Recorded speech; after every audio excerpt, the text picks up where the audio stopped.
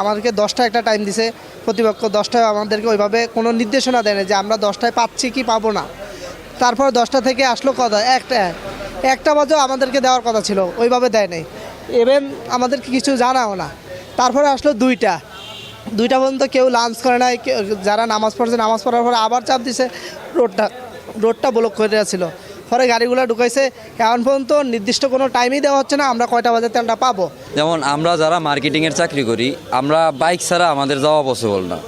এখন তেল যদি আমাকে দিত তাহলে আমরা যাইতে পারতাম।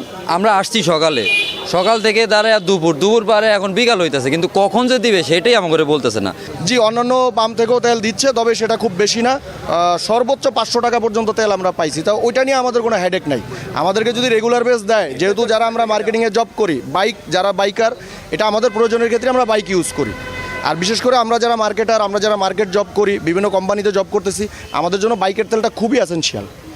এটা যদি না হয় দেখা গেছে যে আমাদের এটা রুজির উপরে একটা হামলা পড়তেছে। কারণ এগুলো নিয়ে আমার একটা রিকোয়েস্ট থাকবে, বিশেষ করে যারা কর্মজীবী মানুষ, হোক সে ব্যবসা করুক, হোক সে চাকরি করুক, তাদেরকে যেন একটা আলাদা প্রায়োরিটি করে, তাদেরকে যেন একটা শৃঙ্খলা মোতাবেক ন্যূনতম তেলটা দৈনিকভাবে একটা সাপ্লাই দেওয়া হয়।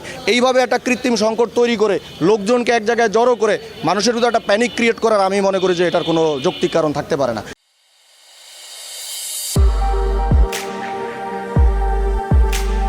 আর কর্তৃপক্ষ আমাদেরকে যদি বলেও দেয় যে আমরা আজকে তেল দেবো না, আমরা খুব সুন্দরভাবে চলে যেতে পারতাম। কিন্তু আমাদের যে একটা খুব লম্বা একটা সময়, মূল্যবান কর্মঘণ্টা যে তারা নষ্ট করলো, এটার ব্যাপারে জবাবদিহিতা আমরা কার কাছে চাইতে পারি? ভোর 9টায় আসছে, একবার তেল ছিল না, বলছে দুপুর 2টার দিকে তেল ছাড়বে আর কি।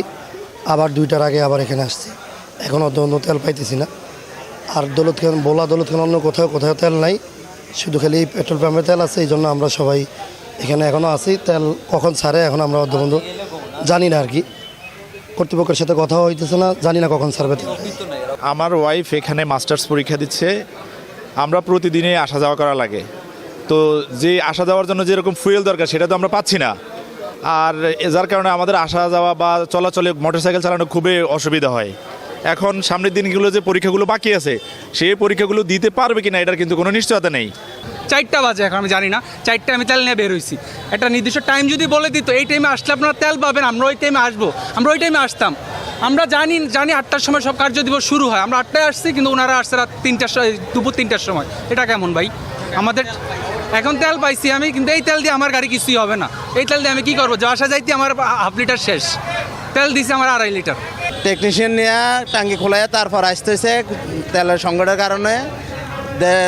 কর্তৃপক্ষকে আমি এটাই বলবো, বলাবাসীর জন্য, যে তেলটা যাতে দ্রুত নিরসন হয়, যাতে মানুষের ভোগান্তি কমে।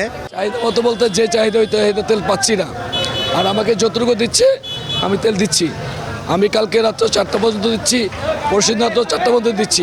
আমার যতক্ষণ পর্যন্ত মজুদ থাকবে আমি তত মতো দেবো, আমার কোনো বন্ধ থাকবে না।